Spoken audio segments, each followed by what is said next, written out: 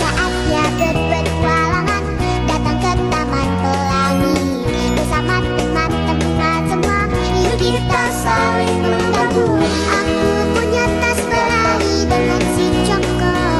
Bergegaslah ayo berpetualang. Saatnya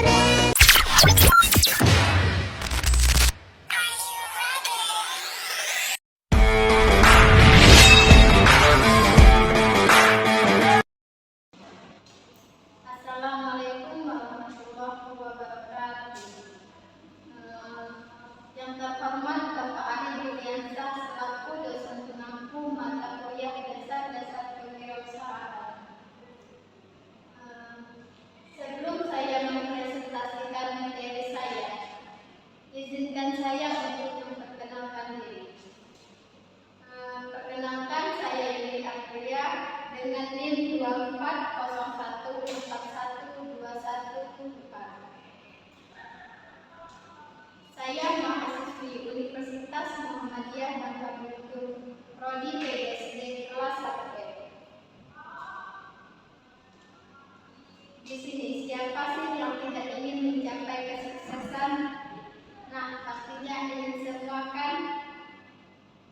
Nah, hari ini saya akan membagikan rahasia kesuksesan yang dapat membantu Anda mencapai impian Anda. Langsung saja, di sini saya akan membahas tentang keterampilan manajemen. Yang pertama itu ada pengantar keterampilan manajemen. Apa sih manajemen itu?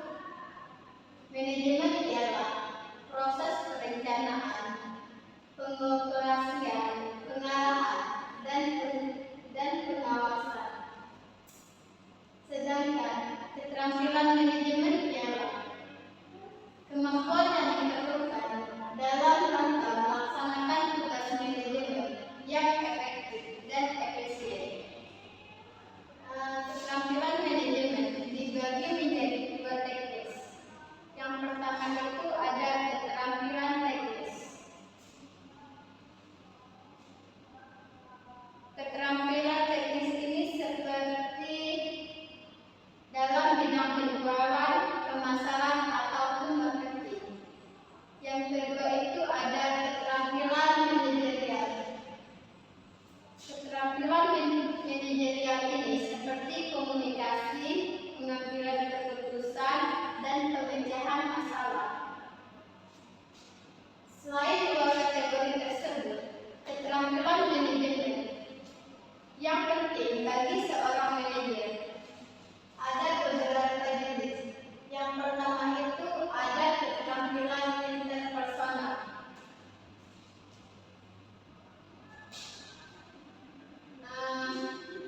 Keterampilan interpersonal berguna untuk membangun dan memelihara hubungan yang baik dengan orang lain. Yang kedua itu ada keterampilan konseptual.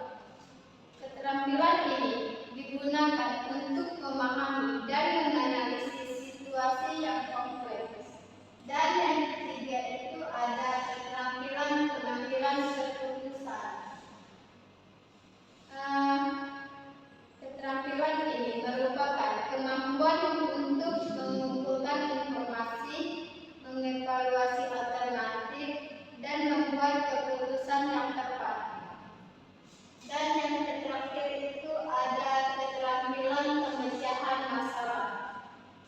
Keterampilan ini digunakan untuk mengidentifikasi masalah, menganalisis penyebabnya, dan mengembangkan solusi yang efektif.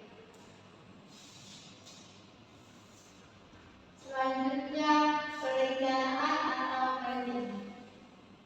Nah, perencanaan ialah proses yang melibatkan penetapan tujuan disertai dengan menentukan langkah-langkah untuk mencapai tujuan organisasi. Manfaat dari perencanaan. Yang pertama, membantu mencapai tujuan. Yang kedua, meningkatkan efisiensi. Yang ketiga, mengurangi risiko. Dan yang keempat, meningkatkan motivasi. Dan yang terakhir, mempermudah pengambilan keputusan.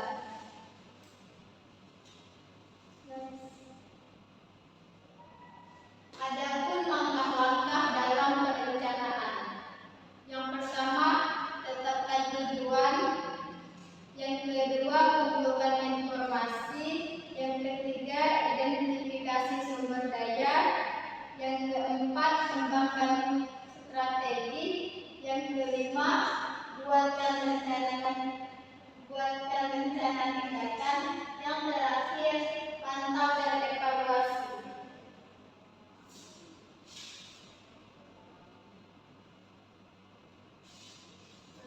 Selanjutnya, pengorganisasian. Pengorganisasian merupakan sebagai proses menata serta mengatur sumber daya manusia dan sumber lainnya untuk mencapai tujuan bersama.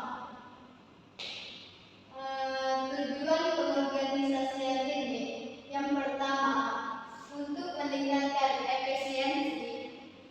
Yang kedua, meningkatkan efektivitas.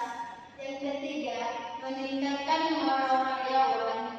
Yang keempat, mempermudah pengambilan keputusan. Dan yang terakhir, meningkatkan akuntabilitas. Selanjutnya, pengarahan atau aktualisasi. Pengarahan merupakan penerapan rencana dan pengorganisasian untuk mencapai tujuan organisasi sebagai tujuan bersama. Tujuan dari pengarahan ini yang pertama, untuk meningkatkan kinerja karyawan. Yang kedua, meningkatkan produktivitas. Dan yang ketiga, mencapai tujuan organisasi.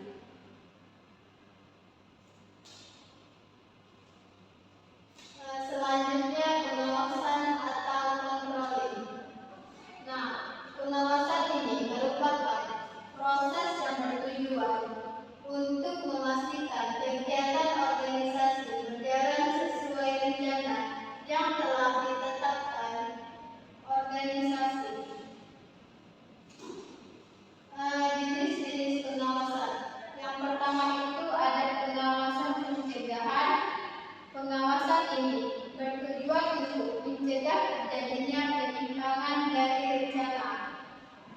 Dan yang kedua itu ada pengawasan kolektif. Pengawasan ini bertujuan untuk mengatasi penyimpangan dari rencana yang telah terjadi. Dan yang ketiga itu ada pengawasan internal. Pengawasan ini dilakukan oleh pihak internal organisasi seperti komisaris atau dewan pengawas. Dan yang terakhir itu ada pengawasan eksternal.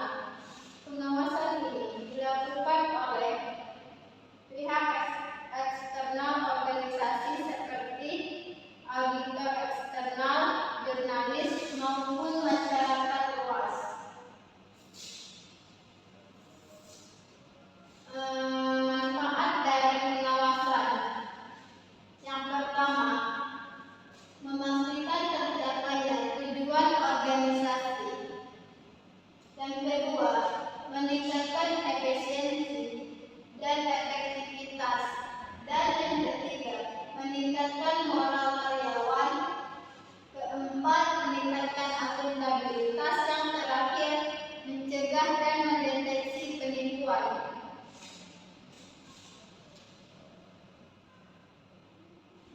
Kesimpulan manajemen dapat diartikan sebagai suatu ilmu dan seni yang digunakan untuk mencapai tujuan melalui usaha yang dilakukan oleh orang lain.